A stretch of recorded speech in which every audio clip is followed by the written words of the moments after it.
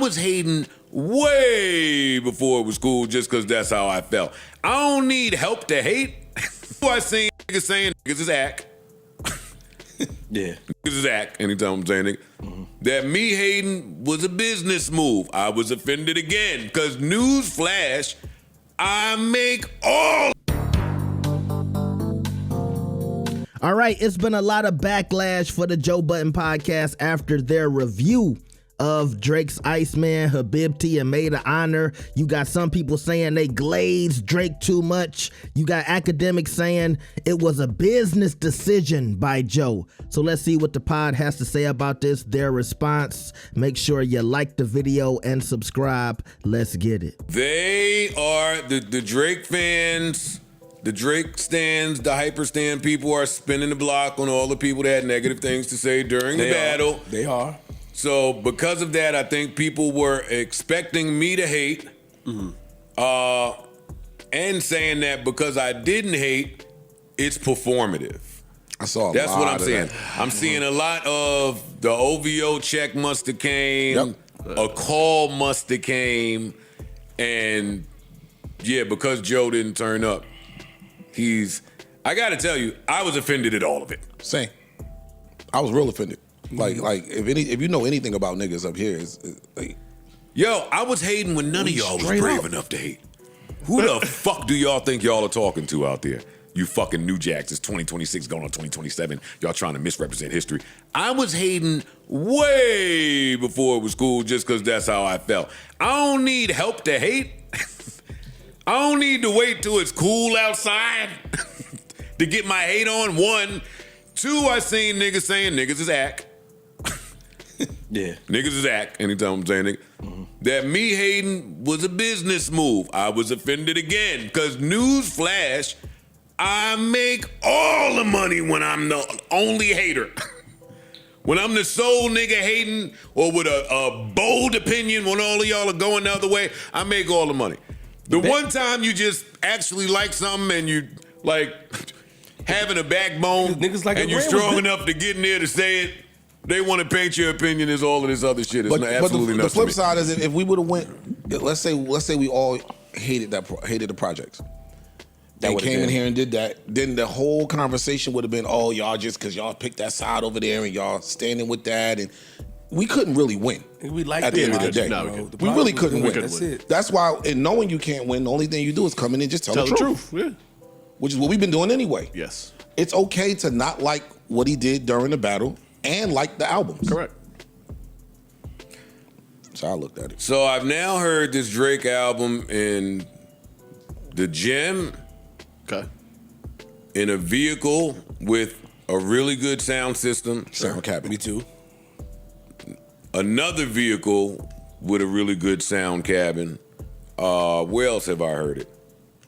I went out Friday night. The Spot. I went out Saturday. I went out Friday night and I'm too in love with music. I go out on Friday night because I'm old and I still think that the streets kind of have their pulse on things and the DJs have their pulse on things. Like I'm from that era. Remember those days? I'm from the era where, nigga, if something was coming out, if something came out Friday morning that was heat, by the time Friday night got here, it was in the playlist. The DJ is playing. I know what you're playing now.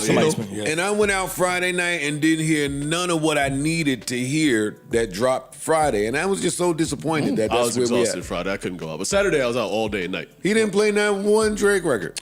I heard a few. I heard a Future joint. I heard Shebang. For you to not play one of them says that. Says something. Yeah, like you would have played one even by accident, nigga, if you was in touch with what was going on. So I was a little disappointed by that. But I've heard this album everywhere else that I need to hear it, and all the albums, or when you say this album, or you just heard the one? I've heard them all. Okay, just wanted to make sure. Yeah. I've heard them all, but speaking about Iceman specifically, no, they're gonna hate this one. I like it even more than I did the other day. Hearing it outside, I like it even more. I heard it outside. It's a good album. I like it the same. I thought it was. It's a much better project than even I gave it. I even have a greater understanding for the songs that I wasn't vibing with. Like, I don't vibe with that not for the radio shit. I said that. I'm consistent in that. Too hard for the radio. I still like the first half. The second half I don't like still.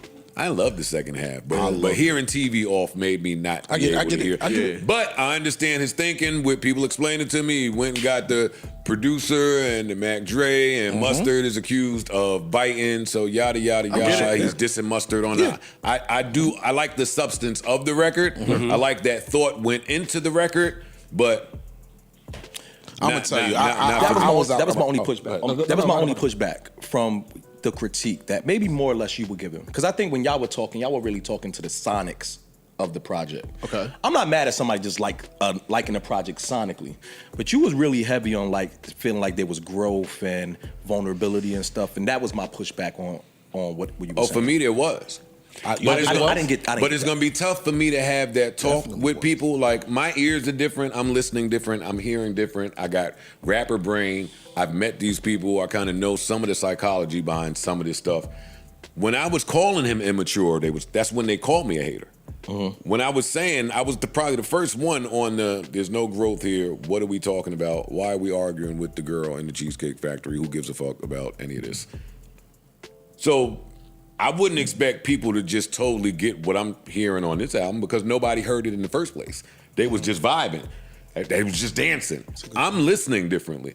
This album, I heard him say, mad times, yo, I need to grow up. Yeah. I heard him say, mad times. He said, I'm battling age. Shit has been, but that's something everybody says. That's something the bitches No, say but he don't say it, Yeah, though. he usually I'm talking about him. Yeah. He ain't never Nigga said that. He got kids. I'm almost 40. Yeah, he said a bunch of shit. He ain't never, battling outside aging. of the Unthinkable remix or with Alicia, was it Taz, she telling me he's turning 30 and he's breaking it down about becoming 30. Outside of that, he don't really speak on, this age is coming up and where I am now and how life look. It's eye-opening. It's different. So even that, I give him his props for it. Contradictory moments, but I mean, I get it. We all, as an artist, you're going to contradict yourself a lot of time on projects. So I'm not mad at that, understand it. But a lot of this. But we gotta highlight that when we kill him for trying to appeal to a younger audience and losing yourself a little bit. Sometimes the new thing you should do is the old thing you did. And that's why I love this album. I hear a lot of some of the old stuff that made him great. Like this album was a lot of redemption for him.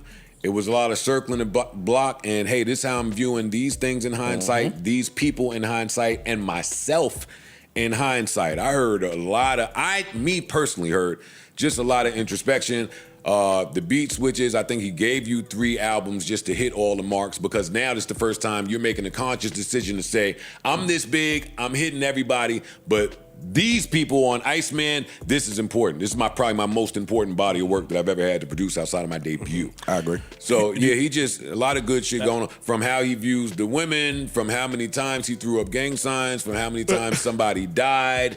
Like, it was a lot less for me. Do you guys feel like on Little Birdie when he sounded like Kodak, it was more of him paying respect to Kodak Black, or do you guys feel like he was doing one of them Drake things he did before? That's the other thing. When I first heard the album, absolutely hated Little Birdie. Now, I still don't rock with it, but I get it. Absolutely love that I song. get it, but yes. Yeah. I love completely that song. get it. I like it as well. I don't like it. I took watched the video. that Don't Worry and Dust off my shit. Oh, no, I'm Dust is- pretty Once happy. I was love able Dust. to You hear, don't like that? No. once I was able to see what I could do without Dust too. Dust kind of threw off how I felt about some other things, but I'll talk about that later. What we just talking about? Little Birdie. Oh yeah, once I was able to understand what he was doing, then I appreciated But the that's why I record. wanna know- When he dropped and I heard it, I'm like, I don't want to hear Drake with this voice and this cadence and this flow over this beat. But once I was in the gym and let it play, once I was in the car and let it play, like I would be depriving him of what I think is one of his greatest superpowers, which is Drake is the greatest amalgam ever. Now, depending on how you view that, you could look at it like Culture Vulture, Target, so many SKUs, a biter, an appropriator. I don't look at that shit. But that's how he came in. He came in Houston, Atlanta, Yes. Vegas. Yes. He came in, I'm gonna spend some time where you at, hear what we rocking with, soak it up like a sponge and go make the best music you ever heard doing this. So I love Little Birdie now. Plot Twist, I love Plot Twist. way Plot Twist. more Fuck with than... Plot Twist. The Janice record is the one that won me. Originally, I was Everybody and their mother I love was that not. joint. I was like, it was just cool. I don't hear it. But then I heard it outside. It ain't. I love the hook. I don't love the verses that much. It ain't what it is. Outside did it for us. I agree with you. Outside changed the perspective of a lot of records for me as well. I liked it initially, but hearing it outside, that one seeing the people in particular. Beep, beep, baby. That's great. My Mercedes got the heat seats, baby. Nah, that shit is fine. Pull up on me. What is that see-through shirt? I get a sneak peek, baby. That shit is hard. That shit is hard. The hook is amazing. That shit is hard. That's all. Actually, fuck they talking about. If this was on, if you're reading this, it's too late, it'd be out of here. And that's why, just for me, again, I'm only talking for me. I'm not talking about you niggas out there with fucking novice ears and bad ears. I don't know how y'all hear music. Word. For me, why this is so great is back to old school Drake. It's the hook that's gonna 100% go where I'm telling you that a girl that ain't hit me in mad years is hitting me now, and I'm talking to her about y'all. He comes on like that, and then the verses are disses. Battle, yeah, it's battle. Back to battle. All disses. So now we back to, for lack of a better term, the back-to-back strategy. Okay. Make a hit. I'm making a hit. Some dissing off. And I'm talking to y'all. Hey, even if y'all blackballed me, even if y'all ain't been listening to Drake music for the last 2 years, I'm gonna make this in a way where you gotta hear this when you go outside, car driving by, in a club, hookah lounge, sports bar, sporting event, anywhere. That's where I really wanna see, that's where this album is gonna go. Wait, Freeze. That niggas missed the old Drake so much. Y'all just but Freeze, what changed your perspective? Because you also stated that, and you Parks too, and Joe, but I want to address you.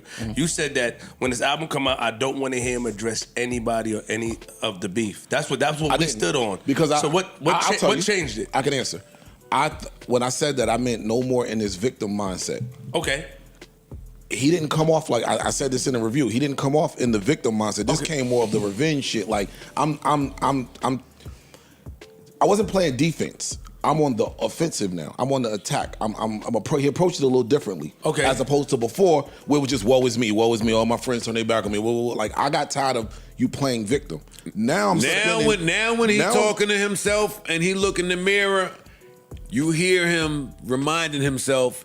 It sounds like a nigga that got the brakes beat off him and now just remind himself, wait, hold up. I'm still me. I'm still gonna sell the most.